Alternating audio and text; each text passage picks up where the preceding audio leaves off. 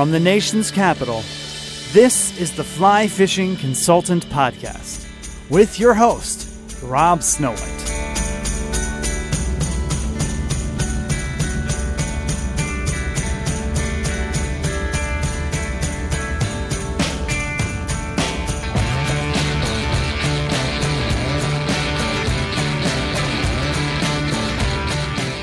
For downloading my podcast. This is the Fly Fishing Consultant Podcast, episode number 242, Dropper Rigs.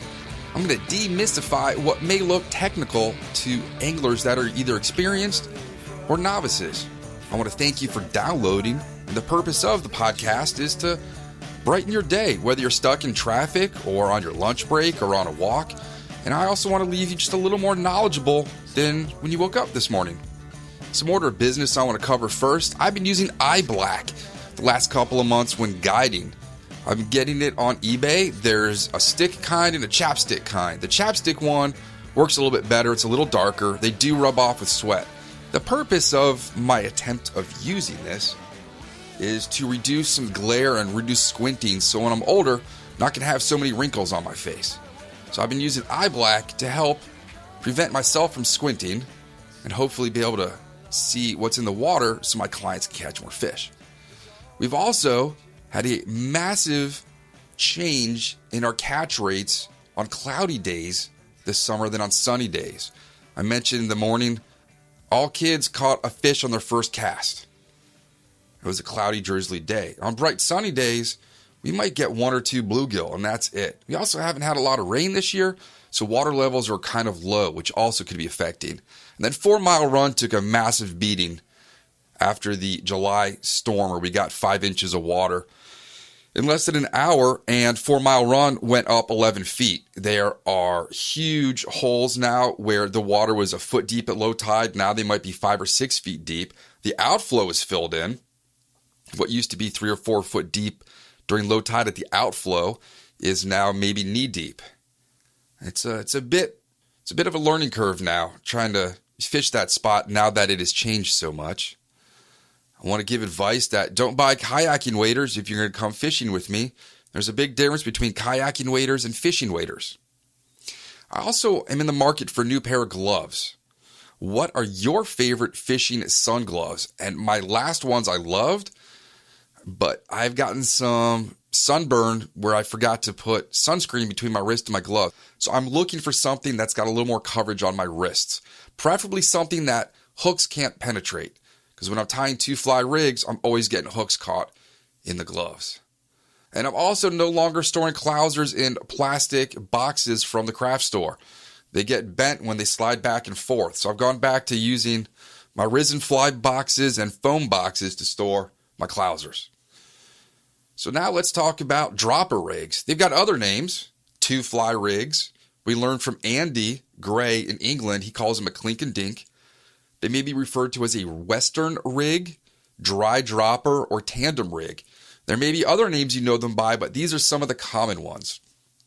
What I'm going to talk about in this episode is why use 2 flies at once, the styles of them, be it dry fly, wet fly, or wet fly. I'll cover the pitfalls of 2-fly rigs, the distance between your flies, how to rig them, and some of the disadvantages of fishing 2 flies at once. This is not always legal where you are, so check the rules and regulations of the state or body of water you're fishing to make sure it is legal to fish more than 1 fly at once. In Washington, D.C. in the Potomac River, you are allowed to fish no more than 2 flies. Yet, you could throw a crankbait with 3 sets of treble hooks with 3 points on each, which is completely not fair, and there's no challenge in that. But that's why I fly fish. So let's talk about why I would use 2 flies at once. As a guide, I want my clients to catch fish. I want them to catch a lot of fish. I want them to have bent rods all day long and have fun. A lot of my clients are just out there for one day only. They want to catch fish. So as an angler, I also want to catch fish. So I'm going to use 2 flies where possible to increase my chances of catching more fish. And why use an indicator with a fly below it when the fish might come up and nudge your indicator, when you can use a fly with a hook as an indicator and then have your trailing fly behind it. I mentioned it doubles your chance of catching fish.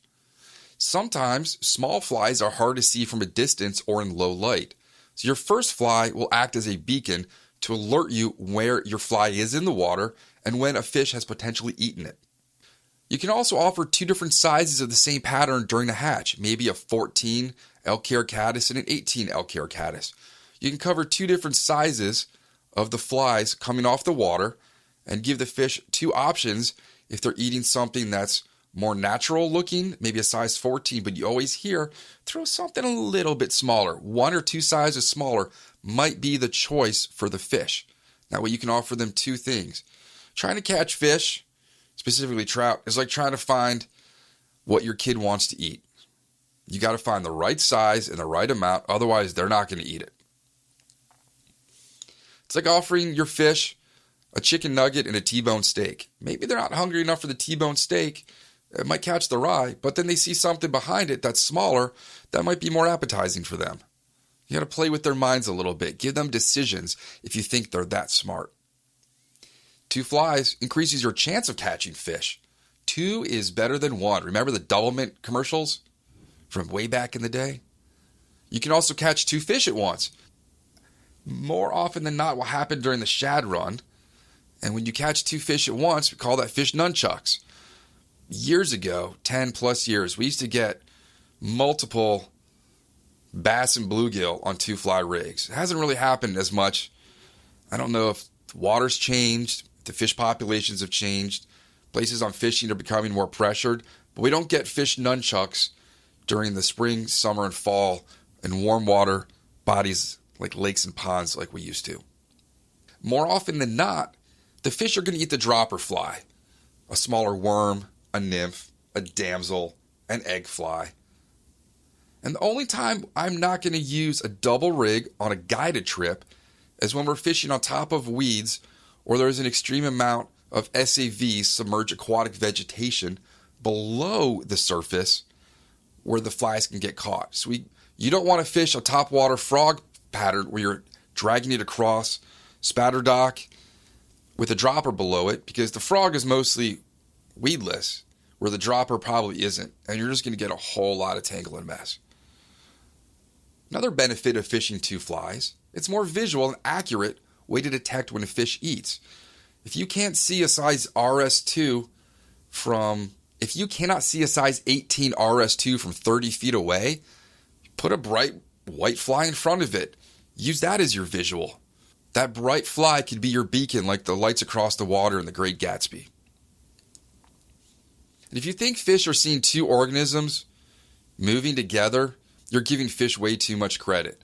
I've got bluegill in my aquarium right now. When they go to eat something, they go to one specific thing and they look at it like they're nearsighted. They put their nose right on it, if that's what nearsighted is. I always get nearsighted and farsighted confused. Anyways, they put their nose right up to it within millimeters, and from there, they're going to decide if they're going to eat it or not. They're looking at it point blank view. So they're not looking at other things in the tank. They're only looking at one object at a time. That's what they're focused on. That's what they're going to go eat. Fish are not as intelligent or cognizant as you might think they are, enough to see that a small fly chasing a larger fly or a large fly behind a small fly, they're not going to say, oh, that clouser is chasing that little woolly bugger in front of it. If your lead fly is the woolly bugger and your trailing fly or your dropper is the clouser, they're not going to associate those two things interacting together. They're going to pick one, focus on it, and eat it. Do they eat the smaller dropper because it's an easier meal to chase, even though it has fewer calories? Think about that. Why do they usually eat the smaller fly? Well, usually that's the fly that we're matching the hatch or what they're eating with, and the larger fly is there for some other reason. And if you aren't getting tangled, you're not doing it right. If you're getting tangled, you are truly fly fishing. And it's definitely more work for me, and it costs me more to have two flies at once, but it allows my clients to have a better excursion, catch more fish, and be the successful angler that I want them to be. Let's talk about dry rigs. You can offer two sizes of flies or two different sizes of food. You can offer, like I mentioned earlier, a large dry fly, size 14, with a smaller version of that fly behind it, sort of like Russian nesting dolls. You can give them two choices of what they want to eat. It also allows you to see a strike when the second fly is very tiny. I learned this years ago when I started fishing RS2s and midges. I can't see those from a distance, so I utilize a larger dry fly in front as my strike indicator, my visual, to see what's going on with the little fly. Your lead fly, that's the one I'll be referring to as the first one tied to your tippet. The second fly I'll refer to in this podcast is the dropper. The lead fly also has to be buoyant enough to support the weight of the dropper.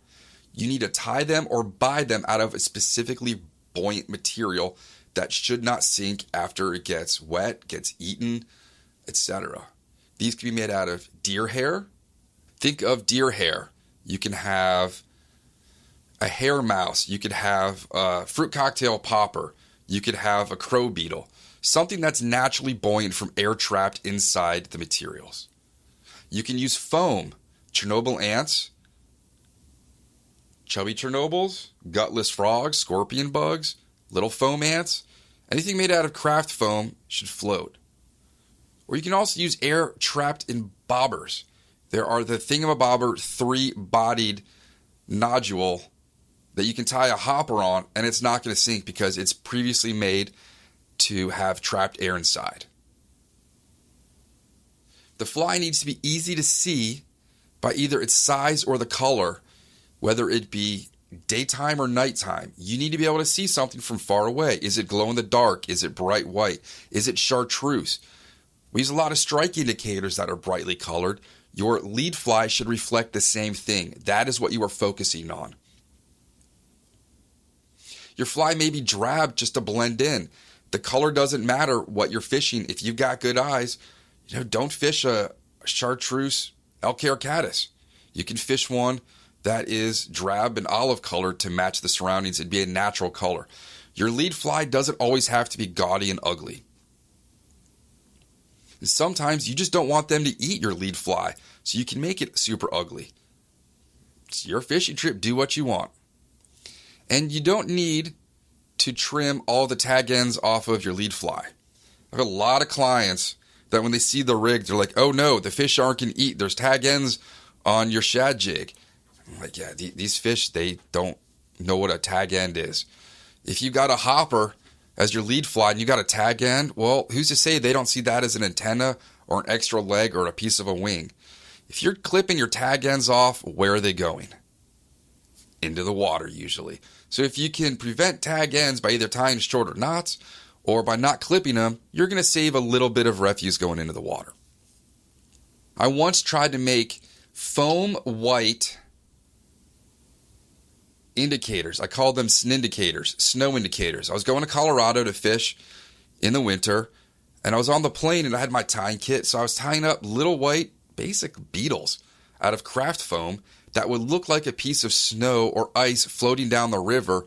It had a hook on it in case something would eat it, but my intention was not for them to eat that. My intention was for that to serve as a strike indicator with something like a midge or two below it. Some of my examples of dry rigs are going to be hoppers and ants. Fish love ants, but you can't always see them. But when they're in the water, hoppers and ants in that season are usually going to be together in some form. So you can throw a hopper and try and target fish with bigger appetites, or you can throw an ant to catch the fish that seem to key in on something a little more than other bugs. I'm a big fan of the Wolf series of flies by Lee Wolf. I like to fish an Ausable Wolf, about a size 10 or 12, with an RS2 behind it.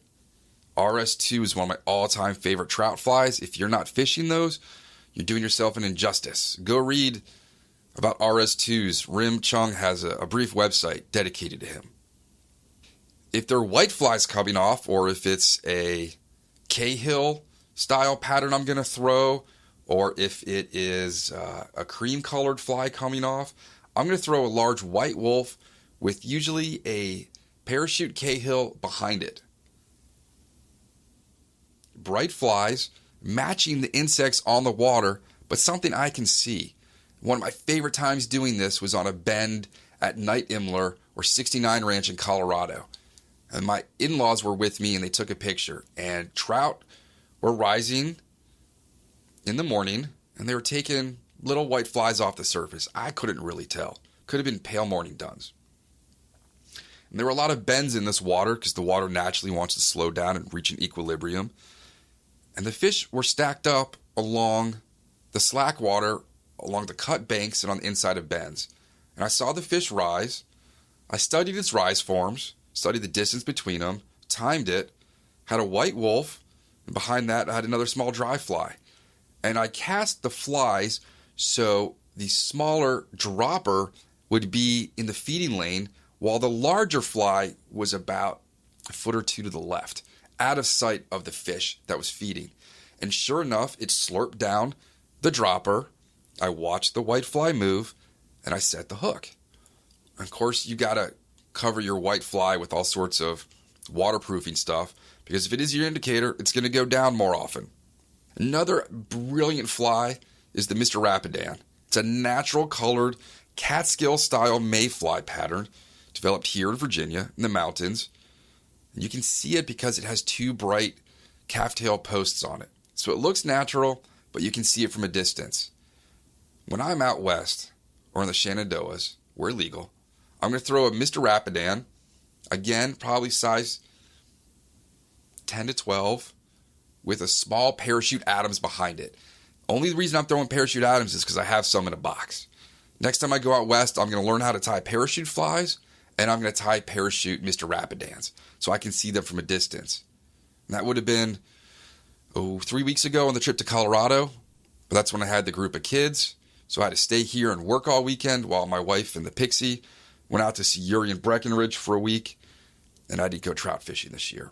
So theoretically, technically, my only adventure this summer was the trip to Columbus, where there was no fishing because everything was blown out.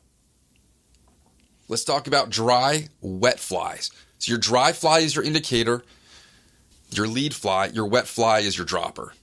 Now this allows you to throw two life stages of the same patterns, where the wet fly could be your emerger and your dry fly could be the adult form.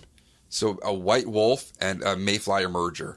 Or you could throw a bright bushy caddis with a caddis emerger behind it. So you're covering two life stages during a hatch to catch two different fish that might be feeding on different things.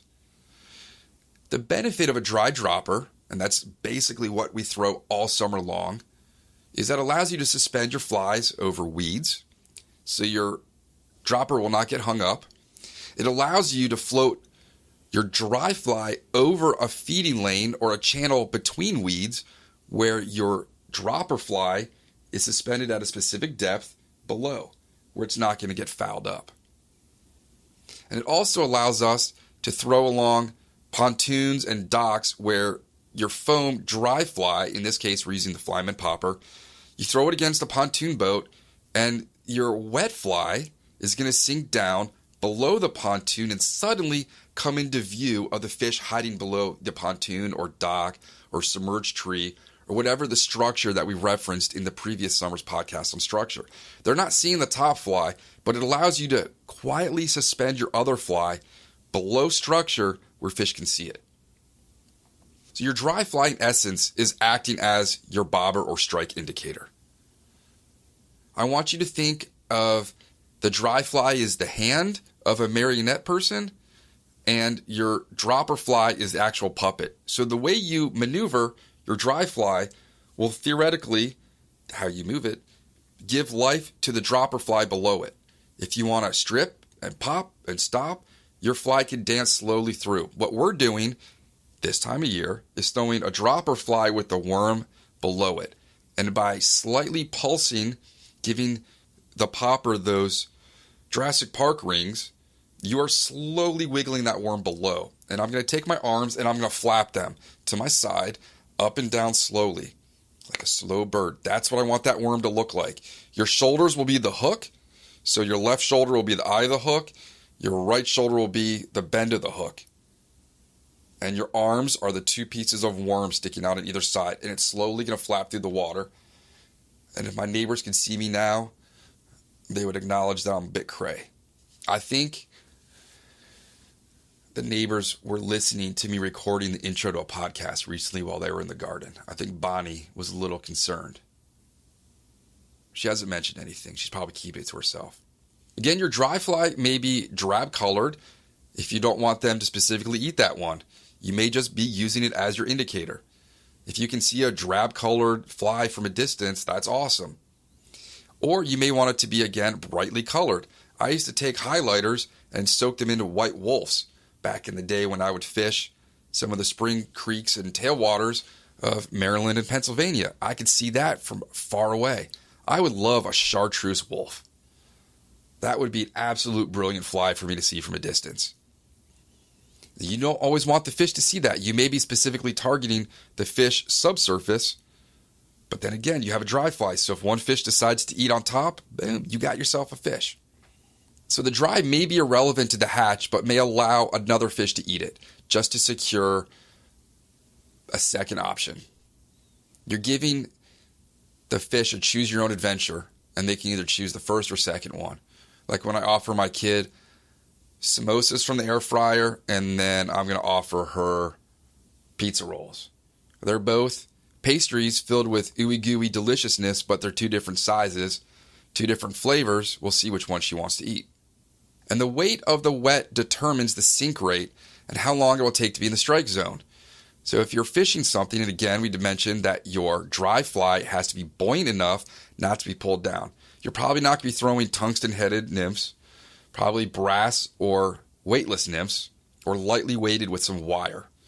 And where are you going to throw that dry fly ahead of the strike zone to get the dropper to sink and get in a place to float by that feeding fish? You're going to have to figure those out. And if there's one thing you need to learn in fly fishing, it's accuracy. You don't need to throw 60, 70 feet of line, but you need to be able to throw your fly and put it inside of a dinner plate from 20 feet away. Some examples of dry wet flies would be when we fish the scorpion bug and damselfly rig. That is my favorite thing to throw at dusk from the canoe in the summertime. Absolute favorite. I mentioned before, we're using the flymen poppers and worms right now. Another absolutely brilliant rig. Those flymen poppers just make it too damn easy to make an awesome, easy fly. You could have no experience fly tying and easily make a fly with the flymen heads. A royal wolf, a white wolf, an Ausable wolf, any wolf pattern, and an emerger. It's a great thing to throw over riffles late night in August, say on the yellow breeches. A big white wolf, I would even go size 10 up there, 10 or bigger, size 8. And then having some kind of white miller looking, you could even just take a small piece of white zonker or marabou and just tie that to a size 16 to 18 hook and trail that behind, and the fish will eat it. You don't have to make it super complicated. A classic Western rig would be a Chernobyl ant and a nymph behind it, a beadhead pheasant tail, beadhead prince, copper john. Those are going to be your classic Western trout two-fly rigs for a dry and a wet. Can't go wrong with hoppers and eggs. It might not even be hopper season. Tom and I were up on Christmas Eve on the Little Juniata in the year 2000. It was Christmas Eve, and it was bitterly cold. That was the night, if you remember, that we slept in this pickup truck in a quarry where all the snow had gathered and melted, and we got the truck stuck in the ice. You should always know to use your floor mats to put under your wheels to get out. Not the first time Tom has done something silly and gotten us stuck in inclement weather. But we were going to fish the Little J, and the trip was supposed to be to New York for steelhead. For some reason, that got canceled. So we decided to go to this section of the Little J that we had an agreement with the fly shop there, and we'd fish. And I had these yellow foam Orvis hoppers that had a loop of mono tied around the butt that you could tie a dropper on. So I tied on a hopper, knowing full well there were no hoppers that day. It was single, if not teen temperatures out. Tied on my tippet to that loop, and then I put an egg on. And I was 30 feet away from the river, stripping my line out, and I double hauled my line and threw about 6 feet over the bank, so only leader fell in the water. The hopper drifted downstream about 2 feet, and I caught about an 18-inch rainbow with an absolutely disgusting gut on it. When I was holding this fish, and this is back when I used to take fish out of the water and lay them down on snow and ice and take pictures of them. You can see when I'm holding this fish, its belly is hanging over. I think probably it gorged on eggs at some time that year or was just a hungry fish. And that was one example where I'm using the dry fly not intentionally to catch fish, but I'm using it just as a dropper rig to float it, if that makes sense. I'm using the dry fly to suspend the second fly. And this, back in the day, you didn't have thingamabobbers. You didn't have New Zealand strike. You didn't have foam indicators. You had poly yarn and stick-on indicators. And those, to me, just were not my favorite. I never really liked the poly yarn ones. They worked, but having a dry fly made of foam that's going to be buoyant throughout that water and ice and snow was key. Another one I'll do is dry and midge. When we're out in Colorado, Justin and I were fishing 11 mile. I will throw just a generic dry fly that they're probably not going to eat, but they could, and a system of little midges behind it. I can't see a midge that far off, especially in low light when it's snowing. So thus I'm using the indicator dry with the potential to catch fish as my indicator. I love midge fishing. Don't get it too much of it around here. Hopefully next time I get out west, I'm going to do some. Let's talk about wet fly.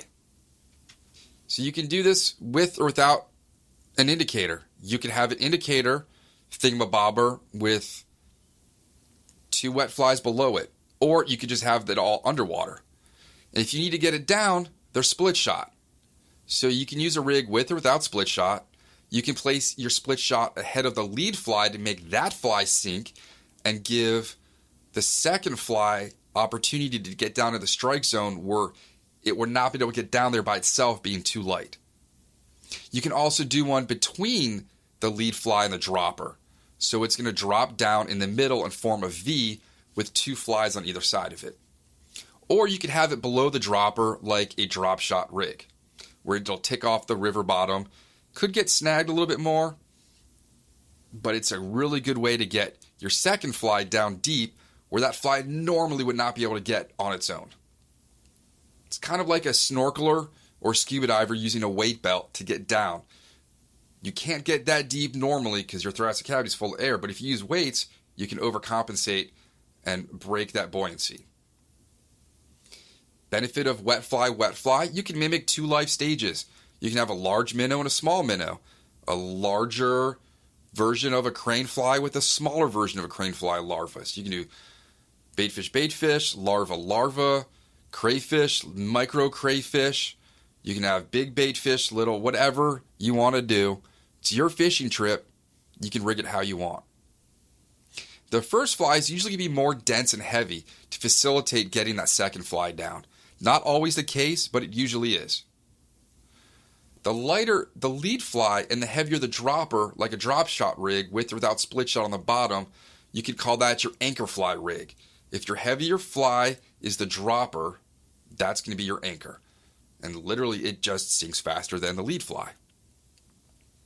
If you got 2 or more of these flies at once and you're fishing, say, slow water, you refer to this as a mooching rig. You would read John Goddard's book where he describes mooching on the English still waters that Andy and I first visited that morning in March, where there were buzzers or midges all over the surface and also emerging. So he would float, thus he would throw 2 different size buzzers subsurface. You can use the action of the first fly to dictate how the second one moves. I mentioned throwing a dry that's super large and having it on the outside of a seam where your little fly is going to go through the seam and that's the one you're going to fish. Think of Santa's reindeer and how they pull along his sled. And I saw this in a video recently that was called How Idiots Tow Cars. And it was a pickup truck with rope tied to it and then a small hatchback behind it. And they were driving, and the hatchback was going left and right on the road while the lead car, the pickup truck, was going straight. So wherever Santa's reindeer go, that's where his sled is going to go. So wherever your big minnow, your big weighted chunky fly, your big chonk streamer is going to go, your little fly is going to go in that same direction. So you can manipulate the action of your second fly based on the movements of your first. You may not be specifically fishing the first fly to get a strike. You may specifically use that fly to impart action on the second one. One thing I learned to do when I worked in Colorado in 2005, when we had massive runoff on the tailwaters, was to use a large, heavy-weighted streamer with a heavy-weighted nymph behind it.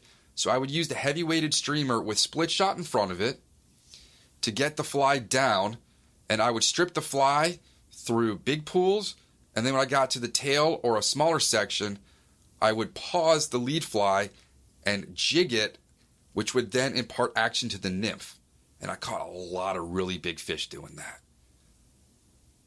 I could close my eyes and just picture some of those trout. They were trout that moved down from some of those tailwaters that were so full of mice and shrimp, the protein gave them colors that looked like koi. Beautiful pinks, oranges, yellows, brilliant colors on those rainbows and cutthroats, and some brook trout. And the only way I could get those fish was to use a tungsten-headed nymph. You could make your rig look like something big is chasing something small. We learned that in Ohio, where they have an egg pattern as your lead fly and a streamer as your dropper. Theoretically, to us, intelligent organisms that have electricity and automobiles and deep fryers would see that and think, oh, of course, the little egg is food for the minnow, and that minnow's not paying attention because it's chasing the egg, so I'm going to eat that minnow because it's not paying attention. I really don't think fish think that way. They see an opportunity to consume calories, and they're going to take it. They're not cognizant about the relationship between the two flies. Really don't think that's happening. It's also more difficult to roll cast two wet flies. If you've got a dry or a dry wet, your fly's at the surface, and you can just bring your rod back behind to your ear, pause, develop your anchor, get your D-loop, punch out your roll cast. If you've got two heavy wet flies with or without sinking line, your flies might be 4 or 5 feet deep. So what you have to do is first do one false roll cast to bring those flies through the thick, heavy medium where they want to sink, and without pausing, immediately build your next anchor and D-loop, and then you can launch it. You bring your fly to the surface in the first cast. If you pause, they're going to sink.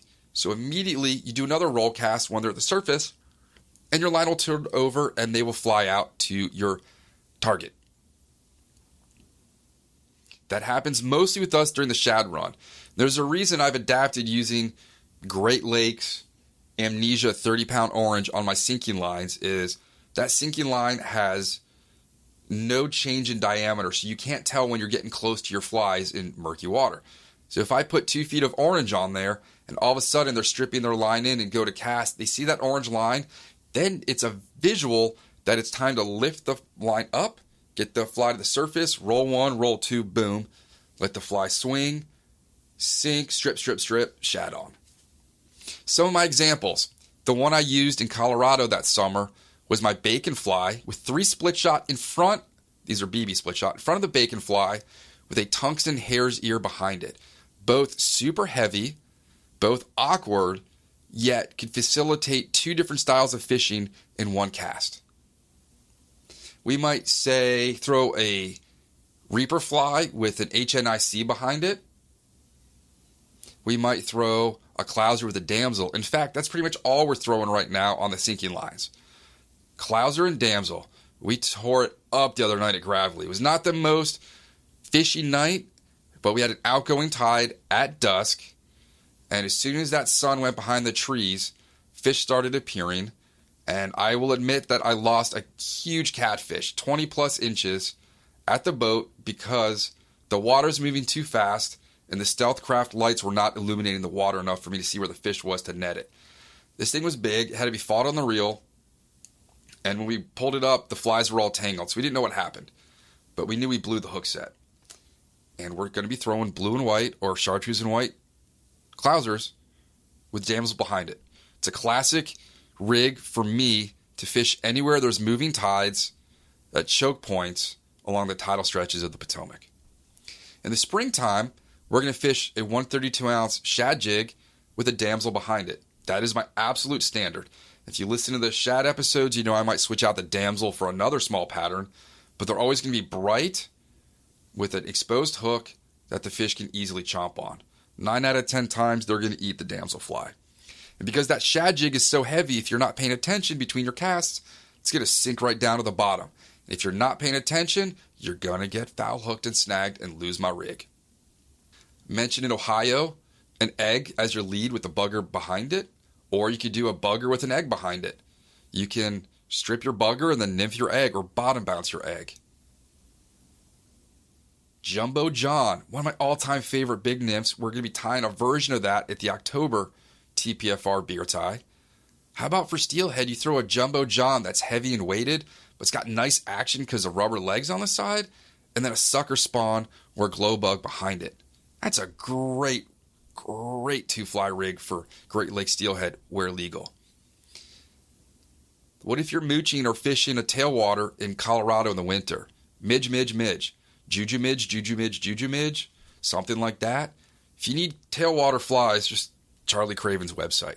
Those are going to be the ideal ones to throw. Small flies with multiple in the rig.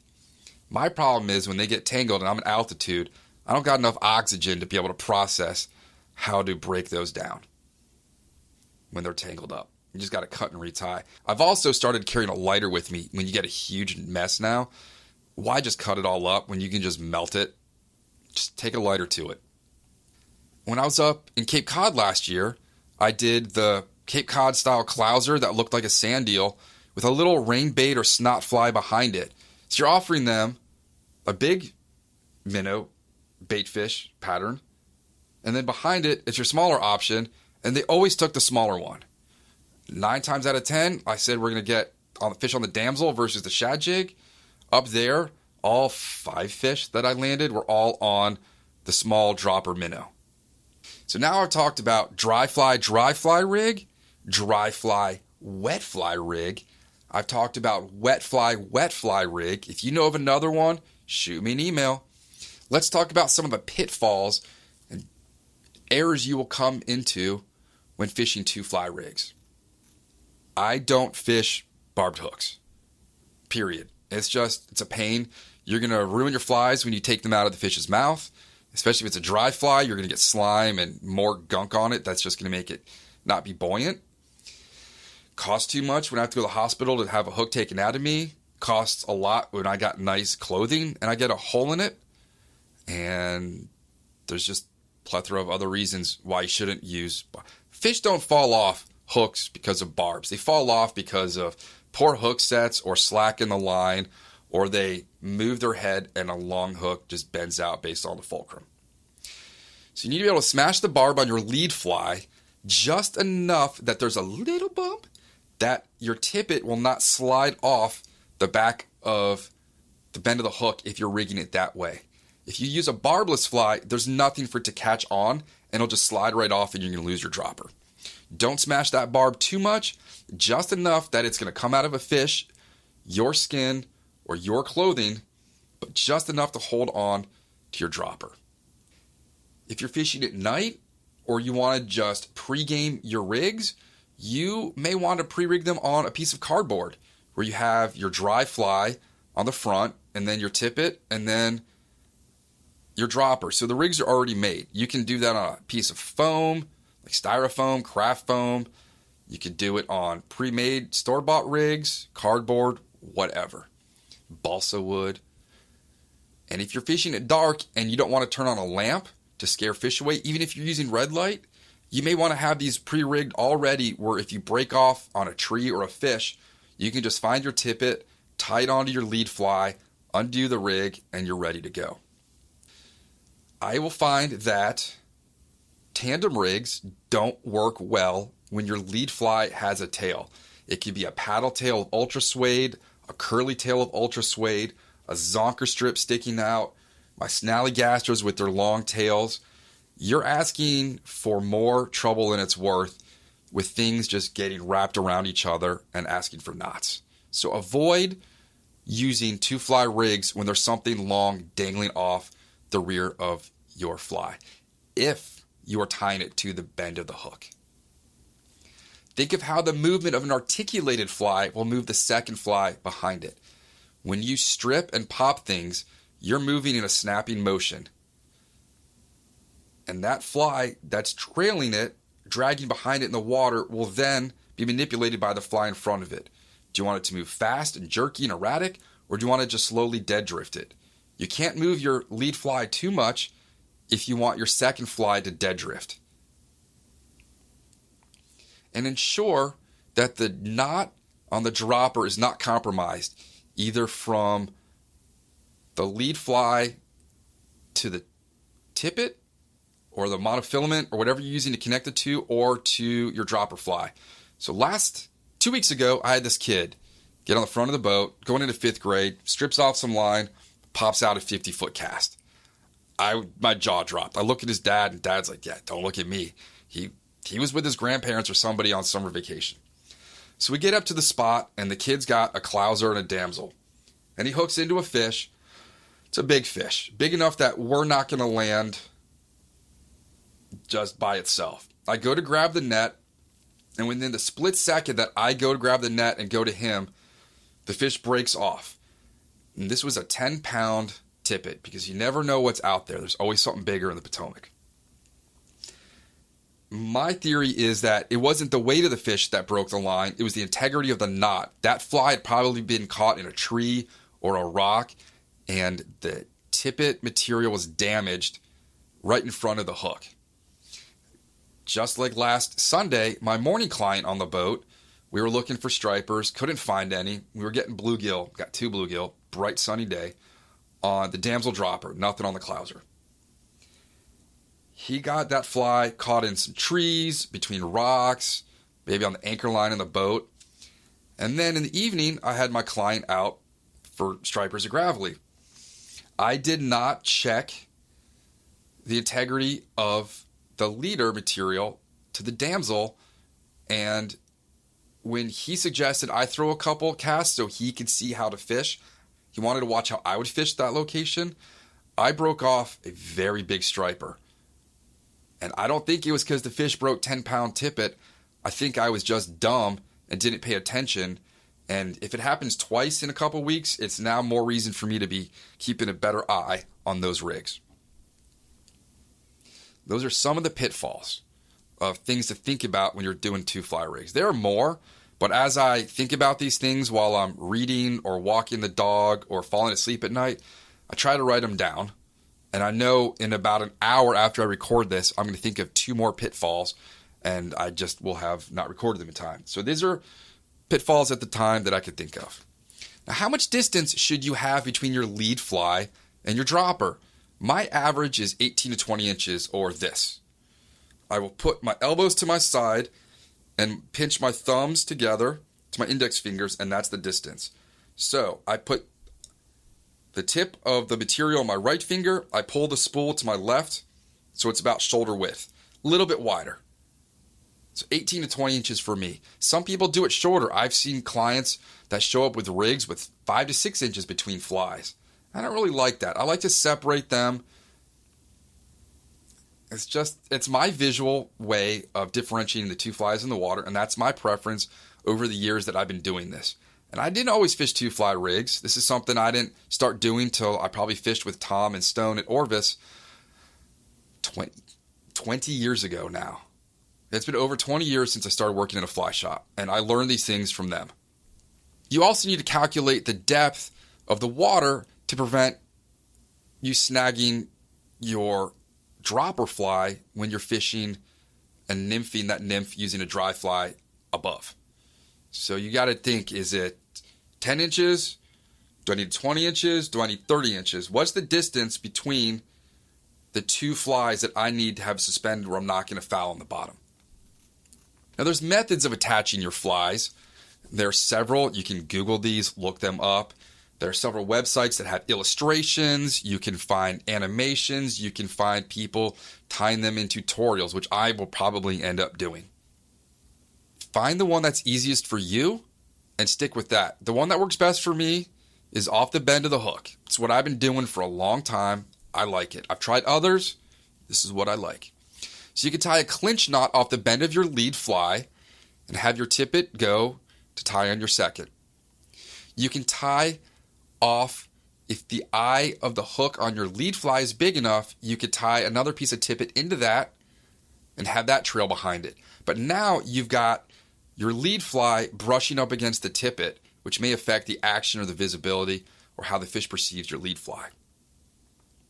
You can leave an extra long tag end when you tie your lead fly on and then tie your dropper off of that.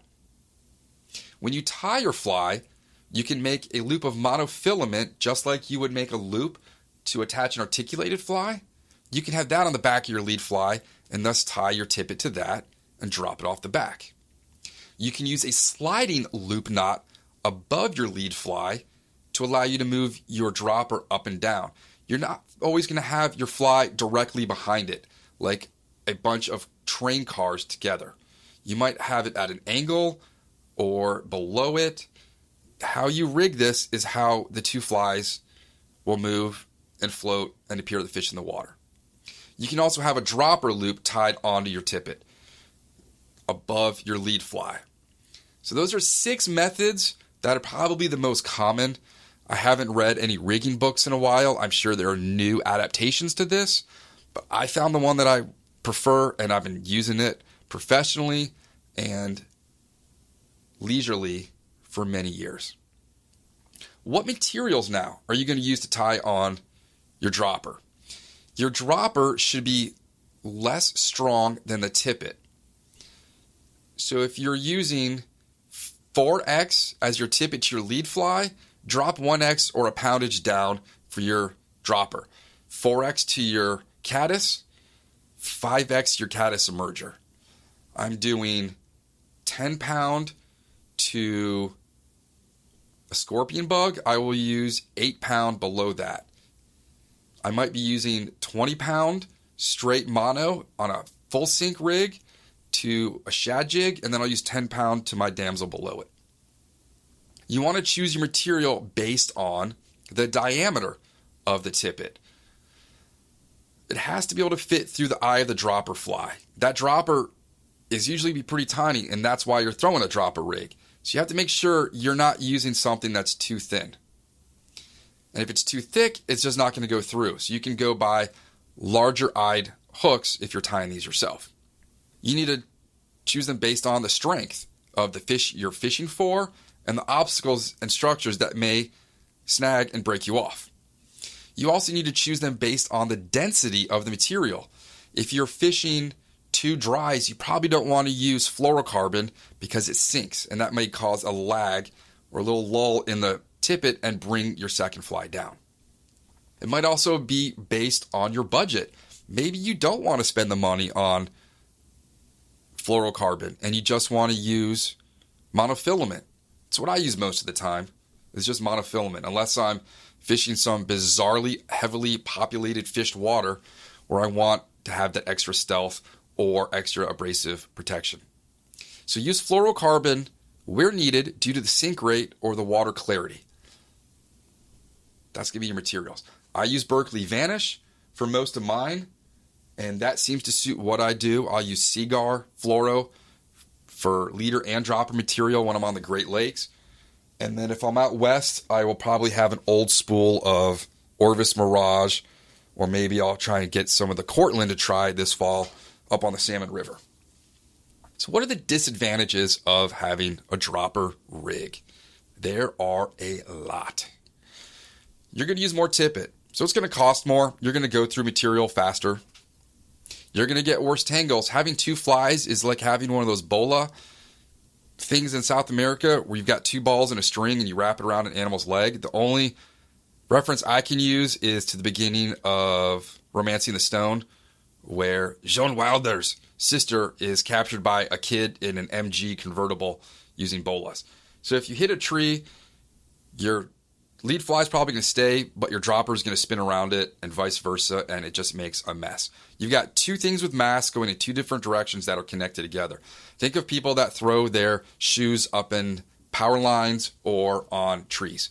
There was a tree outside my brother's freshman year dorm at University of Virginia, and it was full of shoes tied together. The way they wrap around the branch is two go in two different directions, and they get tangled up. Your dropper line can get tangled and knotted around the lead fly or in front of your lead fly. And I kid you not, right before I recorded this, a guy on Facebook posted that question to the Facebook fly fishing community. Why is my dropper fly getting tangled around your lead fly? It could be your tippet is just too thin and it's too malleable and it's flopping around. It could be the wind. It could be how you're fishing. It could be your cast, whatever. But your dropper line can and will get tangled and knotted around the lead fly. Flies will get in the way when wrapping line around your butt to store when you're moving between places. So you might want to be putting so when you want to put your dropper on the first stripping guide, you've got to wrap the mono or leader or whatever around the butt of your rod. And if it's a right length, you're going to have your fly just awkwardly bent around the reel foot, which is a little more trouble. I'm going to record a little hack that I saw somewhere or I thought of myself. I'm not going to take credit for it, on how to make your own hook holders on fly rods because they're not that often found anymore. You will spend twice as much on flies because you might be losing them. You might snag your dropper, and when you pop it off, both flies pop off. It happens. We lose two fly rigs all the time. We lost one on a submerged log on Saturday, and when we were done, we just went and got it out. If you can retrieve it, fine. That's like saving $6 to $8. I'm always going to try and retrieve them. We will never sacrifice a fishing spot to get the rig out. We will always wait till we're done to attempt to retrieve it. So you may lose just your dropper fly, or you may lose both of them. Either way, you're losing money. You're going to have to carry an extra spool of tippet with you. I carry a plastic Plano box of 30, 20, 14, 12, 10, 8 monofilament spools, or mono or Berkeley Vanish, whatever you call them. And then I usually carry a 4 or 5X tippet spool somewhere in my gear from when we do have to tie on something itty bitty. Sometimes you just got to put on a size 16 Rainbow Warrior to catch a little bluegill just to make a kid's day. When a fish goes to eat your lead fly and you set the hook, you may set it, the fish misses, and you might snag that fish with your second fly. It happens. You'll be like, I caught a fish. And then you bring it in and the dropper is stuck somewhere in the back or face or tail of the fish that was attempting to eat your first fly. There's more potential for snags in water, trees. The anchor line, if we're anchored, is always going to get caught with the second fly. Whatever is in and around the boat, around your feet, out in the water, in the trees, anywhere around you, there's just more potential for snags because you've got two hooks flying around, and the only purpose and job of a hook is to get caught on something, specifically a fish, but it often doesn't do that. The fish may eat one fly when the other is snagged on structure. That happens to us. When we hooked the log with the black woolly bugger on Saturday, we had, what fly was behind it? It's probably an HNIC. And the fish were trying to eat the HNIC, and that would have just been a total mess because we couldn't have landed the fish. So sometimes your lead fly is stuck and they're still trying to chase your second fly, or vice versa, where your dropper fly got snagged on something and you've got your lead fly flapping around in the water or above the surface or on the surface. The fish are going to eat that. And now you got to figure out what to do. And you can figure that out on yourselves. Let's say you are fishing a cut bank and you can see your big bushy dry fly, but not your dropper. So what you end up doing is casting the lead fly, the big bushy one, into the target zone, but you're up against a bank, so your dropper fly is going to go get snug. It's going to get snagged on that. So you've got to be careful when casting that you don't overshoot your target by aiming your lead fly at the target zone, the drop zone, and you overshoot it with the smaller fly. A lot of clients will do that. They don't pay attention to the dropper. So instead of throwing what they think is a 14-foot cast, they're throwing a 16-foot cast. And if you've got to cut both flies off to switch flies in the middle of the river or on the shore or in a boat, what are you going to do with that 2-fly rig? I often just drop it in my bag or wrap it around my hand and then throw that in a box for later, because then we can just grab it and reuse it. And pulling out of a tree, this happens so often with the shad rigs. My clients will hook a tree, and then I've got to pull the line to get it out. And if the line doesn't snap and you lose both flies, what happens is your dropper that is stuck in the tree will break off, and the lead fly, which is the 132-ounce shad jig, is now moving at you about 200-300 miles an hour. And you get hit in the hand with that fly, and it hurts, and it leaves a welt on your hand. And I always tell my clients, when you're going to get your second fly snagged on surface, on structure, wherever it is, always look away when you pull, because that lead fly is going to come shooting back at you. Sometimes both flies come shooting back at you. It's the lead fly that's going to hit you. And more often, if it's a wet fly, it's heavy, it is going to hurt. So that's about all of my thoughts I have to share with you on why I think you should be fishing 2-fly rigs if you're not. Hopefully I demystified them and took out anything that may have stressed you out when determining when and where to fish 2-fly rigs. Please be sure to subscribe to this podcast on iTunes or your favorite listening platform. Share the podcast with someone else. Either tell your coworker, hey, I listened to this crazy podcast about people that were putting onions in certain spots to get rid of hangovers, and then they talked about fly fishing in Montana. Or if you've got a friend in the car, play them an episode if they haven't heard it. You might be going to your fishing spot or on your way to beer tie or whatever. Put it on the Bluetooth speakers in the car. You can listen together. Please leave some love and some ratings on iTunes. 5 stars are awesome. I like to wake up in the morning and see that I got a helpful review. I did have one person leave me 1 star on Google because they could not find the body of water to fish when they looked for me. If you're listening and you don't know, I'm recording this in my home office in the basement. There's no water where I live. I get calls regularly to fish my pier, how much it costs to fish my lake, if I have rental boats, if I sell bait on the body of water. I get constant calls about people looking for places to fish. If you just Google places to fish nearby, I usually come up first. And I tried to tell Google, hey, can you adjust my listing to say there is no water here? And if you look closely, there's a Google map next to it, and it does not show any water. So yeah, you want to give me 1 star for not finding my body of water? Yeah, that's your problem, dude. Please support our sponsors. If you need some of my flies for fall, winter, give me an email. If I'm not working during the week, I can tie flies. I'm more than willing to tie flies and help boost my income for the year. Please follow me on social media at Rob Snowhite, Twitter, Instagram, Facebook, Fly Fishing Consultant. I think it's R Snowhite or Rob Snowhite on YouTube. That's about it for this episode. I want to thank producer Jason. Hopefully in about a month and a half, we'll be wetting a line together. And we will not be fishing 2-fly rigs because the places we fish usually that time of year, it is illegal. Thank you for downloading and taking the time out of your day to listen to me. This is the 10th year I've been doing this, and I don't think I will ever run out of subjects to discuss. We should be having a very interesting interview for the next podcast, episode 243. Have a great day, great weekend. Hopefully your commute that you're listening to with this is not too bad. Hopefully I brighten your day. And please let me know if you have a favored pair of gloves that you're willing to endorse.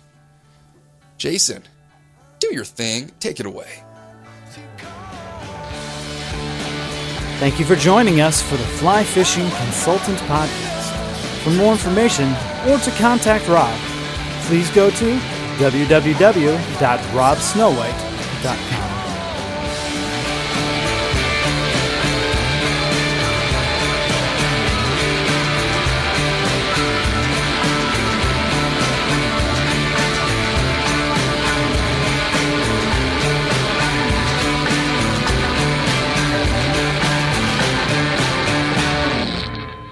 This podcast is brought to you by Freestone Productions at freestoneproductions.com.